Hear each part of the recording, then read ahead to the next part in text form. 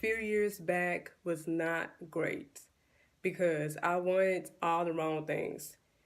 Before I have gotten pregnant, I actually did, want a baby with my boyfriend because I saw other church girls. They were having babies, they were having their boyfriends. So I said, okay, this is cool. I can do it too. Even though I knew that was not the example to follow. That was not the example to follow because having children is not a fairy tale. But I thought it was a fairy tale.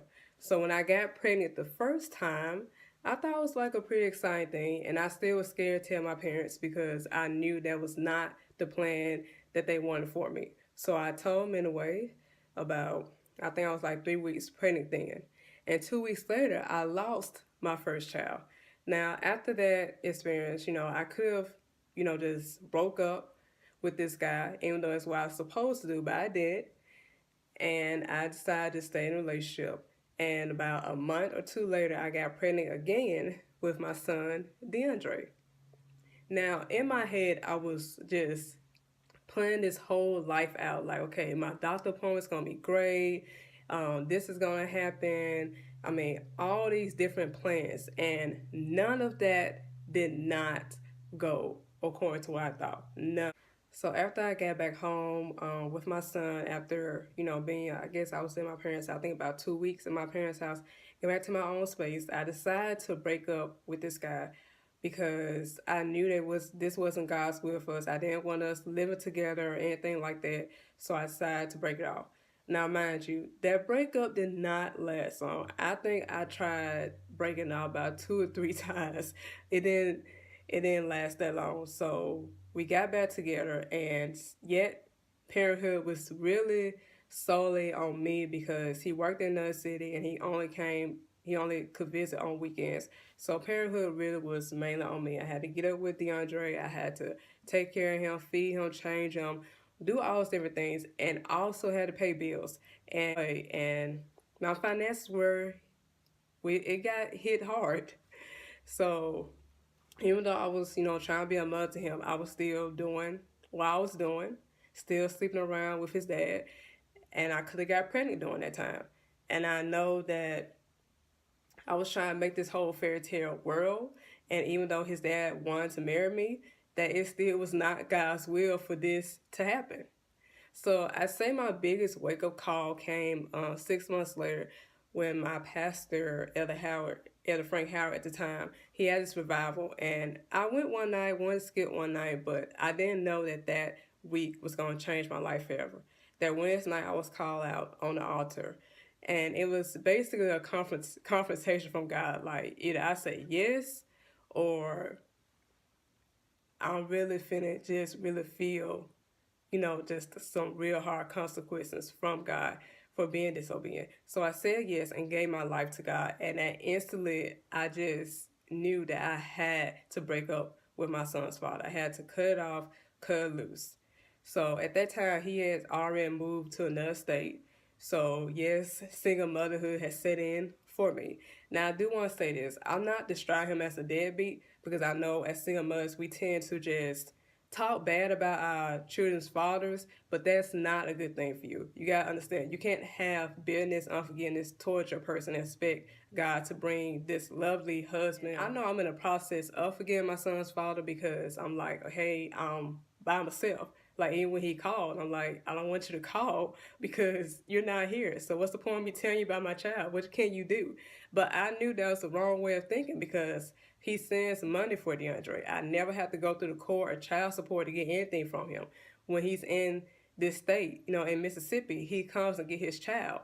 So for me to hold unforgiveness toward him is unfair, especially when his decision was made by two people. I'm the other person. So you can't hold that. The shame part about this is that I had to go through this while still being in church. And to me, I feel like that's the worst walk of shame you can have.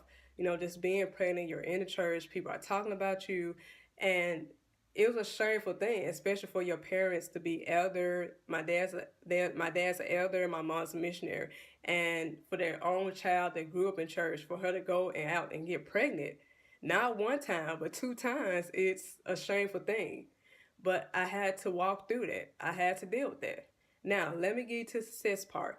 Now, the meaning of success for me that I'm learning now is that success has nothing to do with you having a whole lot of money or, oh, I finally get married, have this white house, picket fence kind of thing. Success is for me is that's improving my situation, that my situation has improved. When I was in Greenwood, I didn't have a whole lot of money to do a whole lot of things. And I was ended up getting so depressed about things because I was getting like behind on my car note, behind on a lot of debt. And just, it was just ridiculous. I couldn't do a whole lot of things that I wanted to do. And now since moved to Ridgeland, God had opened the door up for me to work at the corporate office at C-Spire. And it's been such a blessing for me. And even my pay rate, like if I'm even behind on one bill, next month I can make it up. Like it's not like I'm behind like 2 or 3 months like I was in Greenwood. And even the apartment that I have, God has blessed me to live in a 2 bedroom and a 2 bath home. And now my rent is much higher than it was before in Greenwood, but I'm making it. I can pay it. Last year I paid my rent on time every month. That is success for me because I could not say that 2 or 3 years ago. And I just want to just tell y'all that God can make any story beautiful. Now I'm in grad school and I'm working on my first book and it'll be out in March. And I want to encourage my single mothers out there that you don't have to hold your head down. Don't let people just put all these negative things in your head about your children and how hard it is and all that. We know it's hard. Being a parent is hard whether you have somebody there to help you or not. You're raising another human being. But don't hold your head down. Hold your head up. Be happy. Put a smile on your face. God got you. He got you. He has a heart for single parents. He got our back. He's going to watch out for us. Now, if you're out there trying to have all these different kinds of kids, you want to shack up, I'm just going to tell you the truth. Your life may not be what you think it's going to be. Don't think that God's hand is going to be always going to be there trying to protect you, make a way. Don't always think that because when he has a call in your life, you have to answer the call. So I just want to just share that story with you. I've been excited to do this video because I just want to share the truth about being a single parent, but I also want to just show you the down part of it and also show you the upside of it, that I am a success.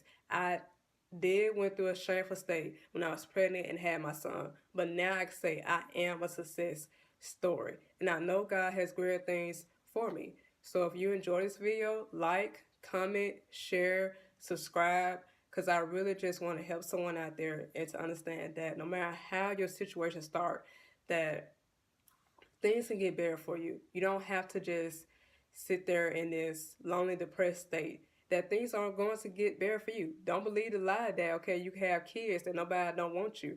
Baby, that is far from the truth.